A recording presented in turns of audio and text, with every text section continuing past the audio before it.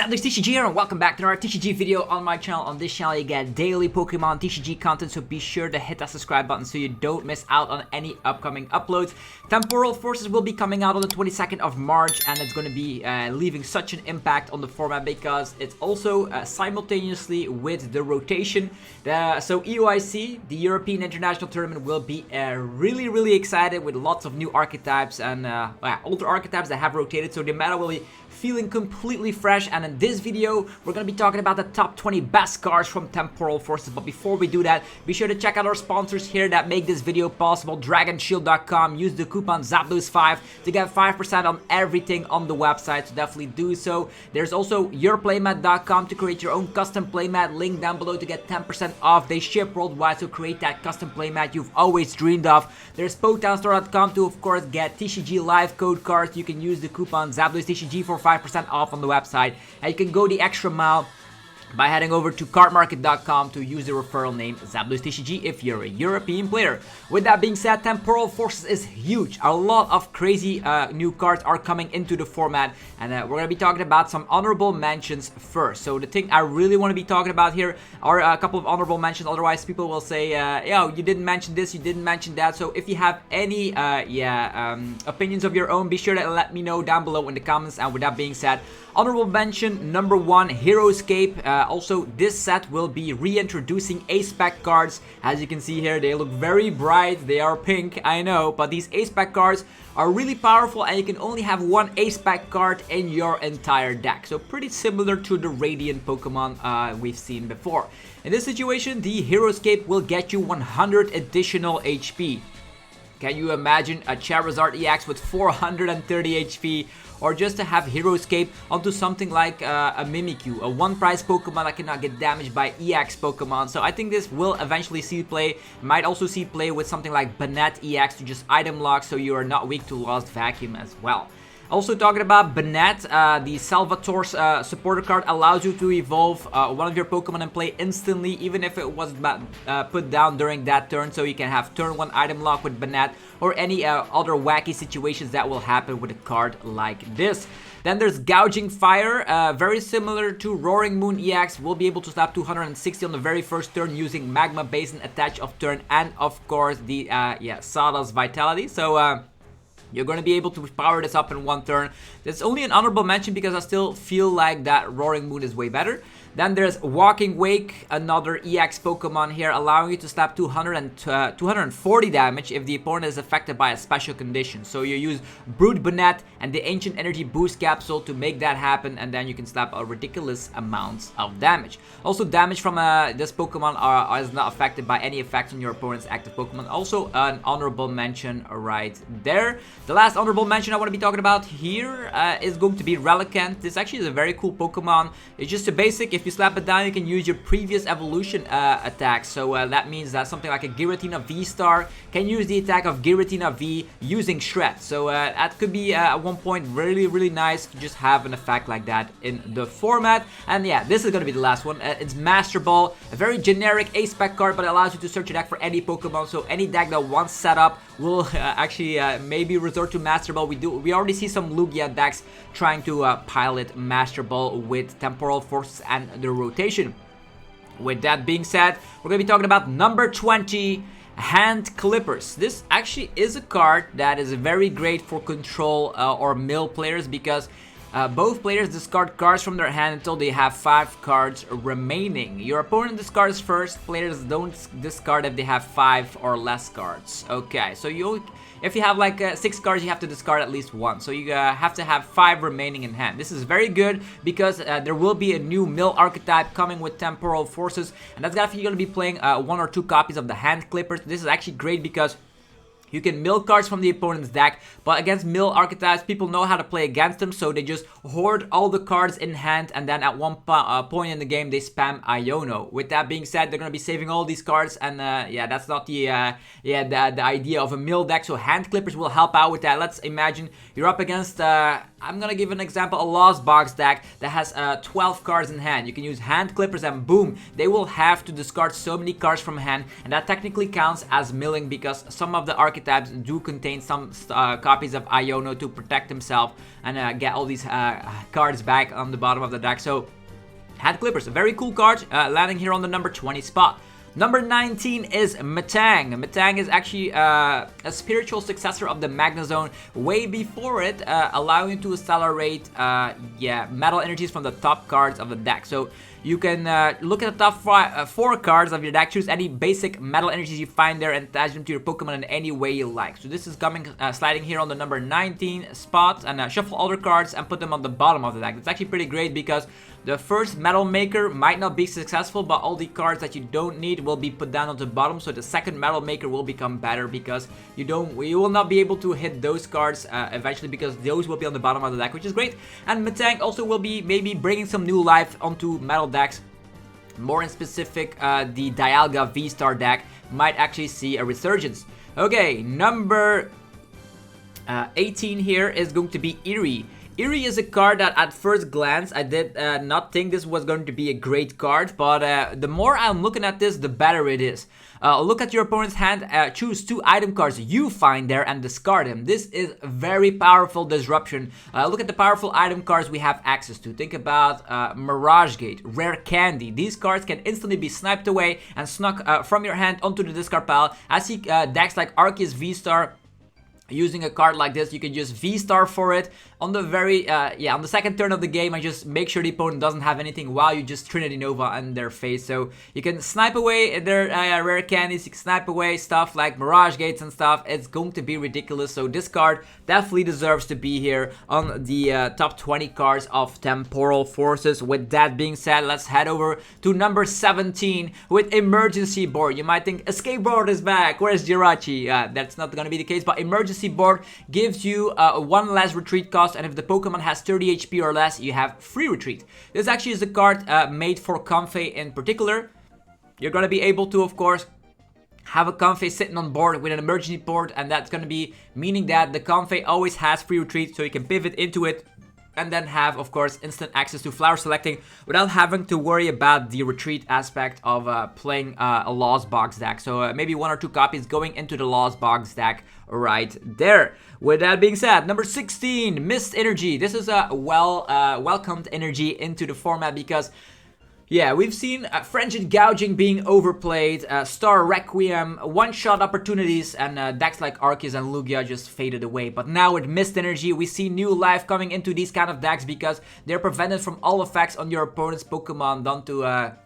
yeah, it says F. Prevent all effects of attacks from your opponent's Pokemon done to the Pokemon this energy is attached to. So, Frenzied Gouging, forget about it. Star Requiem, forget about it. So, you're going to be protected against those effects, which is very, very powerful for Arceus VSTAR as well as Lugia VSTAR. Moving forward, number 15, Reboot Pod. An ACE SPEC card especially designed for future Pokemon. For each of your future Pokemon in play, choose 1 basic energy card from your discard pile and attach it to that Pokemon. This synergizes super well with Techno Radar that was released in Paradox Rift, allowing you to discard a card from hand in order to search a deck for 2 future Pokemon, and that's going to be really helpful because not only do you discard energies with the Techno Radar, you can then accelerate energies that are in the discard pile to all of your future Pokemon, and there's a lot of future Pokemon to be taking a look at for sure. So I'm really glad that future Pokemon do get some sort of energy acceleration because the energy requirements are not that great, let's be honest. Next up, number 14 is Iron Crown, another future Pokemon, but this one is going to allow you to slap 20 more damage to your opponent's active Pokemon for your future Pokemon. That actually does not include Iron Crown, so you cannot boost that damage up, but the cool thing is there is going to be a Miraidon. We're going to be swooping Miraidon into this top in this 14 slot as well with Speed Peak, 40 damage, search attack for 2 basic energies and attach them to your future Pokemon in any way you like. So that only slaps 40 damage, but if you take in consideration if you have 2 Iron Crowns on top in your field, you can slap 80, enough to knock out stuff like Charmander, Comfey, Frigibax, you name it. It's going to be knocking out weak HP Pokemon while setting up your future Pokemon on the bench, and we do have some powerful future Pokemon in the form of Iron Hands EX, Iron Crown EX. We're going to be talking about some more future Pokemon later, but also this is not too bad of an attack itself here with the twin shuttles. This attack does 50 damage to 2 of your opponent's Pokemon, and this attack's damage isn't affected by weakness or resistance or any effects on those Pokemon, so you hit true stuff like Manaphy. How cool is that? Definitely in combination with Iron Valiant. You might see an Iron Crown, Iron Valiant deck popping up near you. Then number 13, Cinccino. Cinccino will bring new life into the Lugia VSTAR archetype we've got familiar with already. With special roll, you slap 70 damage for each special energy card attached to this Pokemon, and with Archeops, summoned by Lugia VSTAR from the discard pile, you're gonna be able to slap like 350 damage. It's not unheard of to just slap some energies onto your Cinccino. You can use the Primal Turbo abilities from the Archeops, get energies from the deck onto Cinccino, and boom! That's going to be slapping ridiculous amounts of damage, and it's going to be the one prize deck that Lugia, actually the one prize card that Lugia needs, and definitely play with some collabs. You can get rid of all your 2 prize Pokemon, have Archeops, and an army of Cinccino, and suddenly Lugia becomes a very, very, very scary deck in the format once again. Then number 12, Flutter Mane. This actually is very interesting because it's an ancient card, so it will go down into the one prize ancient box, which is good, and also shuts down the opponent's actives ability, so that if you start with Flutter Mane, Comfey, forget about it, which is hilarious. Escape Rope has rotated, so a card like this can become powerful. Let's say you're up against an Arceus deck and you have Flutter Mane in the active position. Well, Arceus VSTAR will not be able to have an ability, which is actually very cool. So the active spot will be neglected from any abilities. Shibari Chill, forget about it. So a card like this is definitely an interesting way to go about the game with so many abilities in the active position that could be useful. Then we go over to the number 11 card. Actually, the number 11 card is going to be Raging Bolt. Raging Bolt is a card, and first glance looks very powerful. 240 HP for a basic, no weakness. You are a dragon type, and its first attack allows you to discard your hand, draw 6. Its second attack, Bellowing Thunder, 70 damage, and you may discard any number of basic energies from your Pokemon. This attack does 70 damage for each energy discarded in this way. So I can see Raging Bolt working out with Sawdust Vitality and a couple of the Sandy Shocks EX, which we got access to in Paradox Rift, or you can be playing Raging Bolt with a Guard of War EX setup, and then Sada attachment, and then discard all these psychic energies that you just use Psychic Embrace to just get them back. So there are 2 ways to be playing Raging Bolt. Is it going to be perfect? I don't know. For now, I'd be putting it here almost in the middle here, number 11 spot, Raging Bolt EX, and I'm wondering how good it will be in the tournaments that follow up after EUIC. I think at EUIC people will not bother with this card, but maybe when the lists get more refined, people might grab towards Raging Bolt. Drum of Awakening, an ACE SPEC card allowing you to draw a card for every ancient Pokemon in play. Oh, that's cool. For every ancient Pokemon you have on the field. So if you're playing the one prize ancient box, we're gonna be checking out those one prize Pokemon very shortly. You can see how this could draw 6 cards in a nutshell. So drawing 6 cards with an item card is kind of ridiculous. It's like your supporter of turn, and then you can even play a supporter on top of that. It's going to be very great for consistency. Sliding in here on the number 10 slot. Number 9 is going to be the Explorer's Guidance. Another ancient supporter card. Looking at the top 6 cards of your deck, put 2 of them in hand, discard the other cards. It's not going to be bad discarding other cards because you might discard energy, so you can use Sada the following turn, or you can discard ancient cards so you can slap more damage with something like the Roaring Moon we're going to be talking about later. So there is a one prize Roaring Moon in here as well. And also we're going to be needing the Explorer's Guidance because of the next card here, sliding on the way on the number 8 spot, Great Tusk. Great Tusk is the new mill archetype. If you've been playing ever since Noble Victories or something, you would see like Durant was a very similar mill strategy. So you mill 4 cards every single turn. That's the idea with the Great Tusk. The only requirement is that you have to play an ancient supporter from your hand during your turn in order to just get the maximum of the Crust Collapse, discarding 4 cards on the opponent's top deck. The cool thing is that Great Tusk is an ancient card, meaning you can rely on Ancient Energy Boost Capsule to put this monster into 200 HP, and in combination with Counter Catcher in the format and a couple of disruptive cards here and there, maybe even the hand clippers that we saw in the number 20 slot, you're going to be making a very aggressive mill deck for sure. If you're able to, of course, let's say there's also not going to be able to get Iron Hands, which is very, very, very good. That means there's going to be 6 turns at least where you're discarding 4 cards on the opponent's sub deck, which is very strong. Combine that with some disruption, Pokemon Stadium cards that allow the opponent to have an additional retreat cost, and Counter Catcher, you might see yourself one of the very top mill decks we've seen in a while. So Great Tusk here, sliding itself on the number 8 slot. Number 7, Koraidon, slapping 30 damage for every of your ancient Pokemon in play. So this is going to be combining itself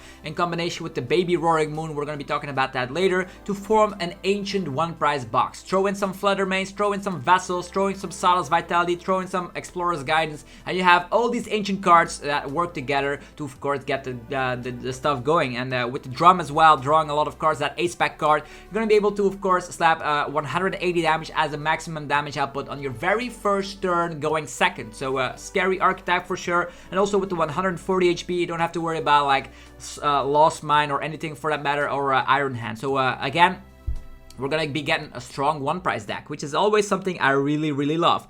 Then number 6, Cryptomaniac's Deciphering. This is a card going hand to hand and stuff like Chimpao decks. You could be combining that into any B-Barrel deck as well. You search your deck for 2 cards, put them on top of the deck, and you draw them out. Either with B-Barrel, maybe with Radiant Greninja. Is gonna be a very great card, very similar to Mallow and Lana, actually the exact same effect of back in the days of the Sun and Moon era, but now it's gonna be having an impact, and it's also a future card, so I think at one point there will be cards searching out like support or future cards from the deck, which is actually pretty interesting. Number 5, Iron Leaves EX. I put this really high because Charizard is tier S with the post-rotation format, and this actually reminds me of Tapu Koko GX way before, back in the days of Guardians Rising. You slap it down on your bench, you absorb any amount of energy from your bench Pokemon and just fly yourself to the active position. So that's going to be very interesting because you're going to be able to power up the Prismatic Edge very easily. Let's say you have 2 Grass Energies in play, whether you're playing the Reboot Pod or you're playing something like Saddle to get Grass Energies into play, or maybe you're playing Arceus Giratina and have, of course, Trinity Nova putting the Grass Energies into play. The more important factor is you slap it down, it immediately absorbs the energies, flies itself to the active position, and one-shots stuff like Charizard EX. Very nice. For sure, I also already see a lot of lists playing the Iron Leaf, so that's why I'm putting it so high on the number 5 spot. Number 4, Baby Roaring Moon. This Roaring Moon with the Vengeful Feather slaps 70 damage plus 10 more for every ancient card in your discard pile. As mentioned, every ancient card counts towards this damage output, so we do have Earthen Vessel counting, Professor Sada's Vitality, Explorer's Guidance, the Drum as well.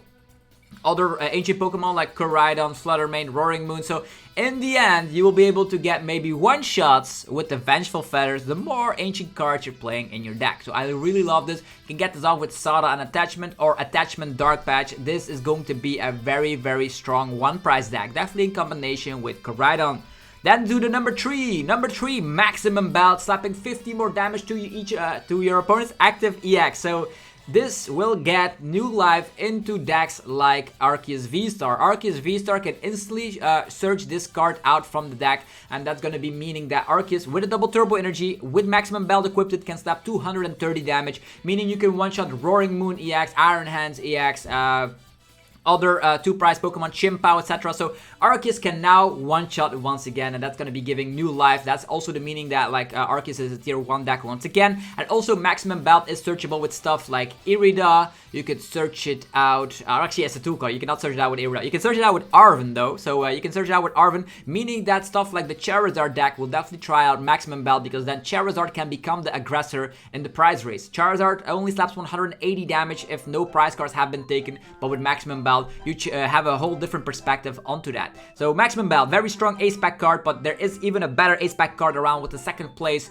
Prime Catcher, 2nd best card of the set in my opinion. Prime Catcher is pretty much 2 cross switchers in 1 card, or Guzma if you've been playing in Burning Shadows formats, into an item card. So very strong. Searchable with Irida, searchable with Arven, etc. So you can gust something off. You have Switch as well. It's a very strong gusting card, and this is probably the best ACE SPEC card out of the bunch that we've got from the Temporal Forces.